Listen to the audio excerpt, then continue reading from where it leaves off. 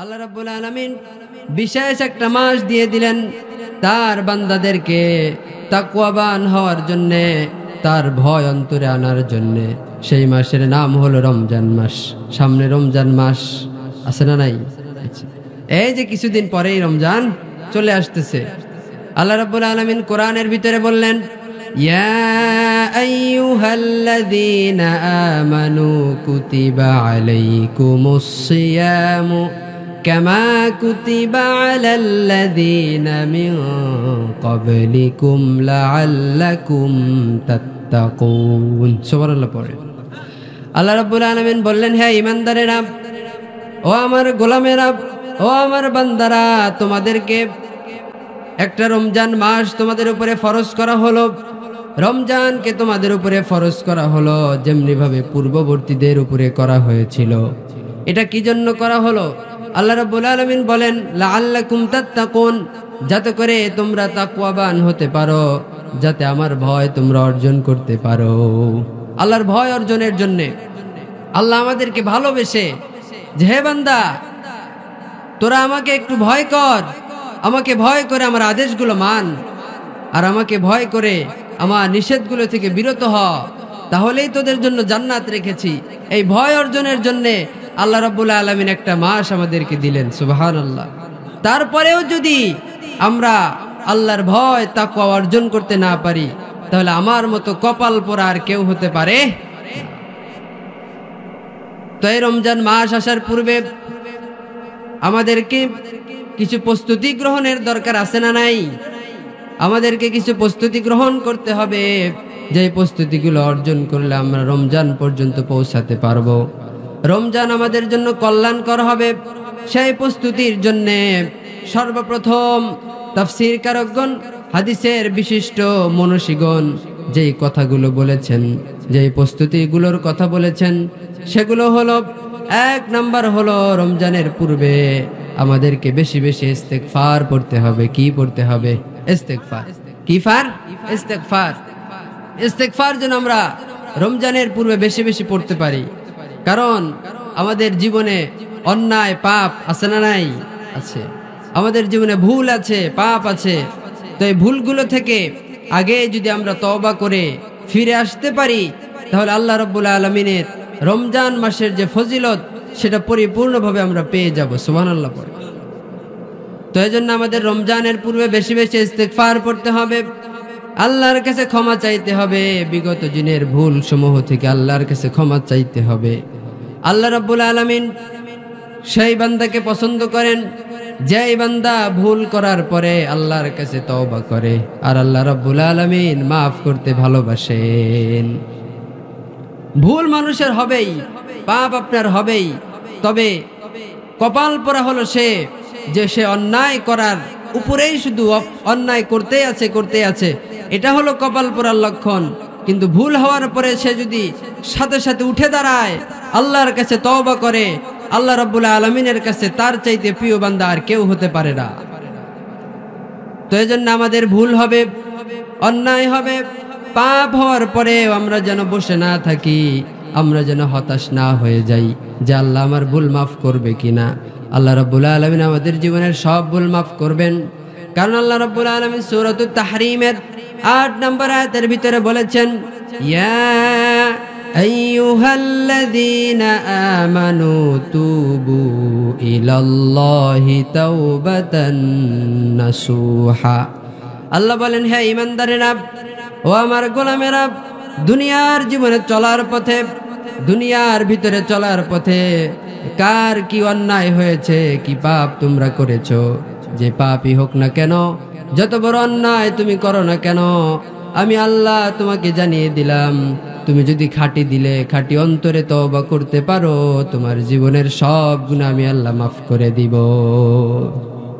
তো এই জন্যে আমরা যদি তওবা করার মতো তওবা করতে পারি, তাহলে আল্লাহ মাফ করবেন কি করবেন না? করবেন। আল্লাহ সাথে সাথে মাফ করে দিবেন। আল্লাহ রাব্বুল আলামিন মানব জাতিকে, সমস্ত কুল কায়নাতকে বানানোর পরে আল্লাহর রহমতের 100 ভাগের 1 ভাগ সমস্ত মাখলুকাতের ভিতরে বন্টন করে দিলেন, ভাগ করে দিলেন। আর 99 ভাগ রহমত আল্লাহ নিজে রেখে দিয়েছেন। তাহলে 1 ভাগ রহমত ভালোবাসা সারা দুনিয়ার সমস্ত মাখলুকের ভিতরে আল্লাহ ছড়িয়ে ছিটিয়ে দিয়েছেন। কুত্তা তার বাচ্চাকে ভালোবাসে কি বাসে না? মা সন্তানকে ভালোবাসে কি বাসে না? তো 1 ভাগ রহমতের ছিটা ফোটা হয়তো আমরা পেয়েছি। এর কারণে যদি আমাদের ভিতরে এত ভালোবাসা, এত মোহাব্বত, এত রহমত থেকে থাকে, তাহলে যে 99 ভাগ রহমত আল্লাহ রাব্বুল আলামিন নিজের কাছে রেখে দিয়েছেন, তাহলে আল্লাহর রহমত ভালোবাসার কি কোনো কমতি আছে নাকি? আল্লাহর ভালোবাসার কমতি নাই। আপনি যদি শুধু আল্লাহকে ডাকার মতো একবার ডাকতে পারেন, আল্লাহর কসম আল্লাহ রাব্বুল আলামিন আপনাকে ফিরিয়ে দিতে পারবে না। আল্লাহ ফিরিয়ে দিতে জানে না। আল্লাহ রাব্বুল আলামিনের কাছে আমরা যদি চাওয়ার মতো চাইতে পারি, আল্লাহর কাছে যদি আমরা আল্লাহকে ডাকার মতো ডাকতে পারি, তাহলে আল্লাহ রাব্বুল আলামিন আমাদের কোনো চাওয়াই অপূর্ণ রাখবে না। আমাদের ভুল আল্লাহ ক্ষমা করবেনই করবেন। তো এই জন্য শর্ত হলো তওবায়ে নাসুহা করতে হবে। কি তওবা? তওবায়ে নাসুহা, অর্থাৎ খাঁটি তওবা। কি তওবা? খাঁটি তওবা। অনেকে আছে তওবা করে, একদিন আল্লাহর কথা স্মরণ হয়, জাহান্নামের আযাবের কথা স্মরণ হয়ে একদিন মসজিদে আসে, 1 ওয়াক্ত নামাজ পড়ে, পরে রক্তে যায়, রাস্তা দিয়ে যায় আর বিড়ি টানতে টানতে যায়। এরকম আছে না নাই? তো এর তওবার কোনো দাম নাই। তওবা করার মতো তওবা করতে হবে, তওবায়ে নাসুহা করতে হবে। খাঁটি দিলে যদি আল্লাহর কাছে তওবা করতে পারি, তাহলে আল্লাহ রাব্বুল আলামিন 100 জনের খুনিকে যদি আল্লাহ মাফ করতে পারে। ফেরাউন আল্লাহ রাব্বুল আলামিনের বান্দা ছিল কি ছিল না? ফেরাউন আল্লাহর বান্দা ছিল। এত অন্যায় পাপ করার পরও আল্লাহ তার ডাকেও সাড়া দিয়েছেন কি দেন নাই? আল্লাহ তার ডাকেও সাড়া দিয়েছেন। তো আমরা তো অত বড় গুনাহ করি নাই। আমরা কি মানুষ খুন করছি নাকি? আমরা তো মানুষ খুন করি নাই। আমরা তো 1000 জনের সাথে জিনা করি নাই। আমরা তো হাজার হাজার মানুষের সাথে অন্যায় করি নাই। আমরা আল্লাহ রাব্বুল আলামিনের কাছে যদি ডাকতে পারি, তাহলে আল্লাহ রাব্বুল আলামিন অবশ্যই আমাদেরকে ক্ষমা করবেন। তো এই জন্যে রমজানের পূর্ব প্রস্তুতি হলো নাম্বার 1, সেটা হলো বেশি বেশি ইস্তেগফার পড়তে হবে। রাজি আছেন তো? তো রমজান আমাদের আর বেশি দেরি নাই। তো আমরা যেন এই কয়টা দিন আল্লাহর কাছে বেশি বেশি ইস্তেগফার করে আমাদের আগের জীবনের গুনাহগুলো যেন মাফ নিতে পারি, আল্লাহ তৌফিক দান করেন। এরপরে 2 নাম্বার হলো, 1 নাম্বার বলেছি, 2 নাম্বার হলো রমজানের পূর্ব প্রস্তুতি। সেটা হলো আমাদের অন্তরকে পরিচ্ছন্ন করতে হবে। ক্লিন ইওর হার্ট, তোমার অন্তরকে পরিষ্কার করো। অর্থাৎ অন্তরের ভিতরে কারো জন্য হিংসা, অহংকার, বিদ্বেষ কারো জন্য রাখা যাবে না। হিংসাকারীকে আল্লাহ পছন্দ করে, অহংকারকারীকে আল্লাহ পছন্দ করে না।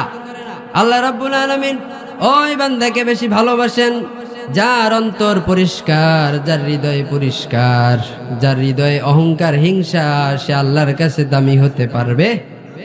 তো এজন্য আমাদের হৃদয়টারে পরিষ্কার করতে হবে। আমাদের অনেকের হৃদয়ে হিংসা আছে না নাই? গ্রামের একজন দামি হতে চায়, দামি হয়ে গিয়েছে, অনেক তারা বিল্ডিং করেছে, আরেকজন বাড়ির পাশের লোক দেখতে পারে না, হে শুধু আরেকজন রে খোঁচায়। খোঁচায় কি খোঁচায় না?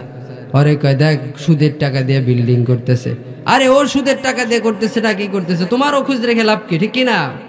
আমার তো দরকার নাই, আমার নিজের চিন্তায় আমি বাঁচি না, অন্যের চিন্তা করব কখন? তো হিংসুকেরা হলো এমন লোক যারা অন্যের ক্ষতিও করতে পারে না, অন্যের নিয়ে চিন্তা করে। অন্যের নিয়ে চিন্তা করা আমার কি দরকার আছে নাকি? অন্যের চিন্তা করলে আমার কি কোনো লাভ আছে? আমাদের কোনো লাভ নাই। এজন্য অন্যরা নিয়ে চিন্তা করার দরকার নাই। নিজের নিয়ে নিজে চিন্তা করেন যে কতটুকু আমল আপনি করলেন, কি আমল করলে আপনি জান্নাত পাবেন, কি করলে আপনি আল্লাহর কাছে প্রিয় হতে পারবেন। এই আমলই না করবেন, এই চিন্তাই না করবেন, অন্যরা নিয়ে চিন্তা করার কি দরকার? তো এটা হলো হিংসুকেরা। আর বিশ্বনবী সাল্লাল্লাহু আলাইহি সাল্লাম হাদিসের ভিতরে বলেছেন যে হিংসুকের আমল এমন ভাবে ধ্বংস হয়ে যায়, যেরকম ভাবে লাকড়িকে ধাও ধাও করে আগুনের ভিতরে যদি আপনি লাকড়ি ছেড়ে দেন, তাহলে কি ওটা আস্ত থাকবে না ছাই হয়ে যাবে? পুরে ছাই হয়ে যাবে, ওটার কোনো অস্তিত্বই থাকবে না, ওটা ছাই হয়ে যাবে। ঠিক তেমনি ভাবে যারা হিংসা করে, যারা অন্যকে নিয়ে চিন্তা করে, যারা নিজের খায় নিজের পয়রা অন্যের কথা ভাবে, এদের আমল ঠিক তেমনি ভাবে আল্লাহ রাব্বুল আলামিনের কাছে জ্বলে পুড়ে ছারখার হয়ে যাবে। সে আমলের কোনো দাম থাকবে? সে আমলের কোনো দাম নাই। এজন্য আমরা যেন হিংসা না করি। এরপরে মনের আরেকটা রোগ হলো অহংকার করা। কি করা? অহংকার আছে না নাই? মানুষের ভিতরে অহংকার আছে। অহংকার আপনি কেমনে করেন? আপনার পিছনে ভাবলেই তো আপনার আর অহংকার থাকবে না, কারণ আপনার সৃষ্টি তো হয়েছে এক ফোঁটা নাপাক পানি থেকে। কি পানি? নাপাক পানি। এমন পানি যে পানি শরীরে লাগলে, কাপড়ে লাগলে, ওই কাপড় পরে ওই শরীর নিয়ে নামাজই চলে না। চলে? চলে না। তো সেই নাপাক পানি থেকে আপনার সৃষ্টি, আপনি কেমনে অহংকার করেন? আর এত দাপট, শরীরে এত শক্তি, আপনার পেটটা কাটলেই তো ভিতরে শুধু মল দেখা যাবে, ঠিক কিনা? তো আপনি কিভাবে অহংকার করেন? অহংকার তো আপনার মানায় না। অহংকার একমাত্র মানায় আল্লাহ। অহংকার একমাত্র আল্লাহর মানায়, মানুষের অহংকার মানায় না। মানুষের অহংকার করলে এটা সাজে না। আল্লাহ রাব্বুল আলামিনের অহংকার করলে সাজায়। আল্লাহ রাব্বুল আলামিনের অহংকার করলে মানায়। আল্লাহ রাব্বুল আলামিন ওই বান্দাকে অপছন্দ করেন যে ব্যক্তি, আল্লাহ রাব্বুল আলামিন অহংকার আল্লাহ রাব্বুল আলামিনের চাদর। অহংকার আল্লাহর কি চাদর?